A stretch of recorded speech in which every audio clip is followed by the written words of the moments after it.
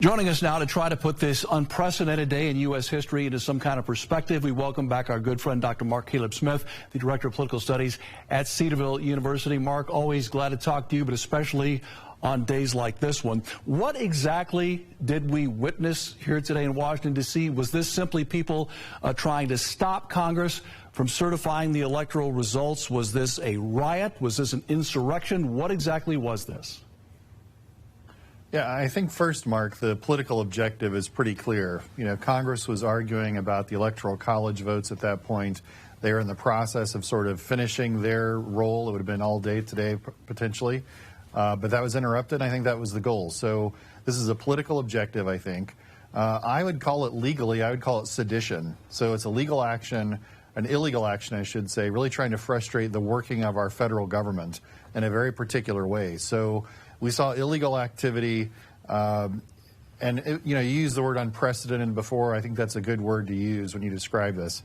It makes me feel like sort of the 1968 student protests outside the Democratic Convention in Chicago that were interrupted by police riots, and you just saw this incredible media spectacle take place, and it really branded the Democratic Party for about a generation.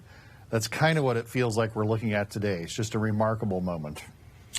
The day, Mark, began with a rally, an outdoor rally in Washington, D.C. The Trump supporters gathered there. The president spoke at that event, and I want to read you his closing words at that event. He closed by saying this: "We're going to walk down Pennsylvania Avenue. We're going to try to give our Republicans, the weak ones, because the strong ones don't need any help, we're going to try to give them the kind of pride and boldness they need to take back our country," end quote. How much responsibility does Donald Trump bear for the events today in Washington, D.C.? You know, Mark, I try to be careful when I answer those kinds of questions. You don't want to unfairly portray people as responsible when they're really not, but it's hard to look at today's events and really remove them from Donald Trump, not only this morning, but throughout the last couple of months.